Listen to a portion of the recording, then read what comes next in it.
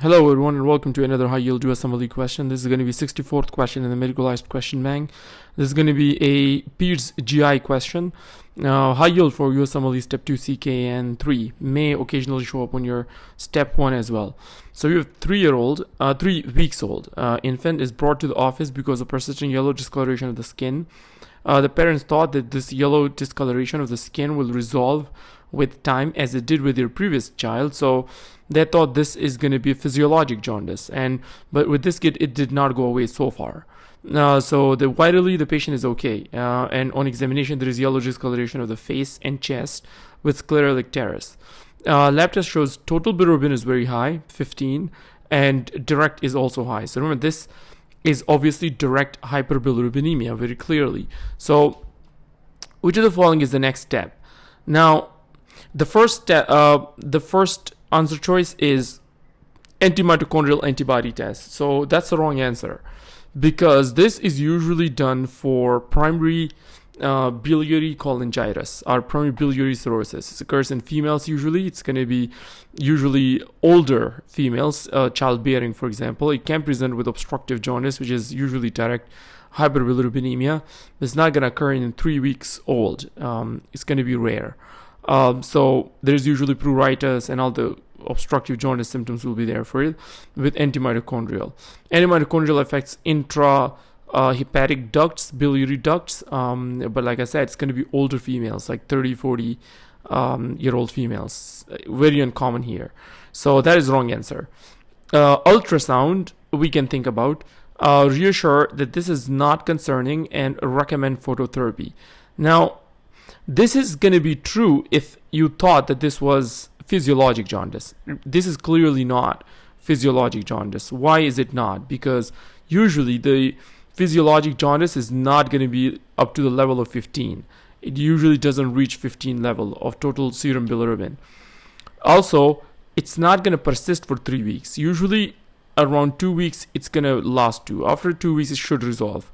So this is clearly not physiologic. Another is if you are thinking Gilbert syndrome.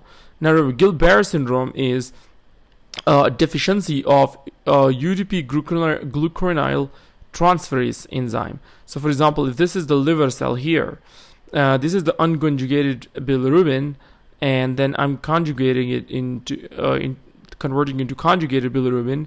The enzyme that does this is UDP glucuronide transferase. Now Gilbert syndrome is also not very concerning. It's usually common, usually trigger jaundice in stressful condition like fasting, like in any stressful condition it can trigger some jaundice. But it's not concerning because it's a very mild deficiency of UDP glucuronide transferase. But this is going to be unconjugated hyperbilirubinemia during stress. This is conjugated here in our infant. Wrong answer.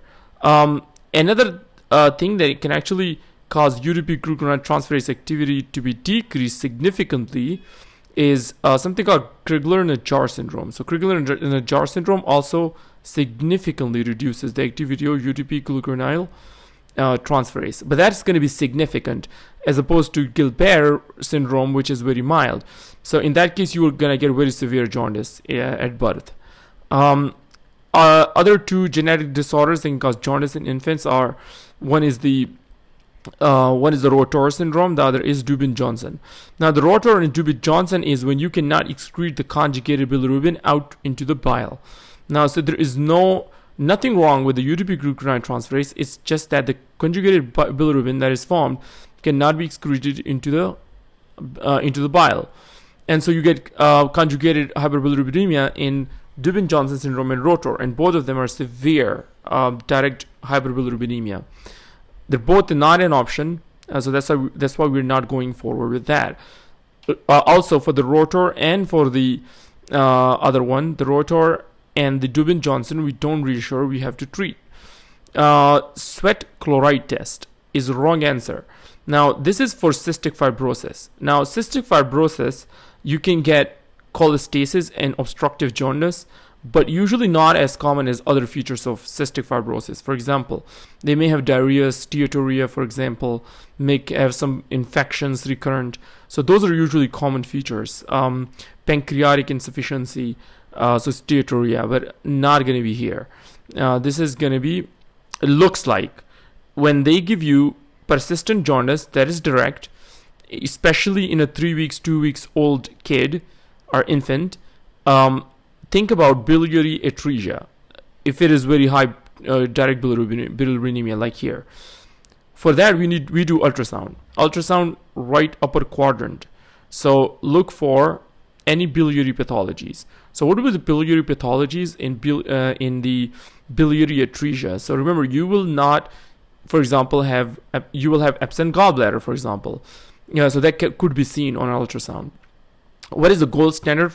Now, first, what is biliary atresia? So remember, this is intrahepatic. So this is not intrahepatic. This is extrahepatic biliary duct dysgenesis, you can say, or the extrahepatic biliary ducts are not formed well, and so that is your biliary atresia. Usually, the common bile duct is not formed. Also, you can have absent gallbladder, which is also extrahepatic. Now, so biliary atresia, remember, the gold standard, if they ask, is usually intra-op cholangiography. That's the gold standard investigation for biliary atresia. If they ask you for the treatment, we do something called the Kasai procedure. Kasai procedure is done for the biliary atresia. So remember, biliary atresia, extremely high yield to know for your, especially step 2 CK, step 3, and also step 1. They can easily ask you across all the USMLE exams. This easy question if you just know how it presents typically. So hope this video was helpful and it gets you a question right on your exam day. And if anyone requires tutoring, they can email me here.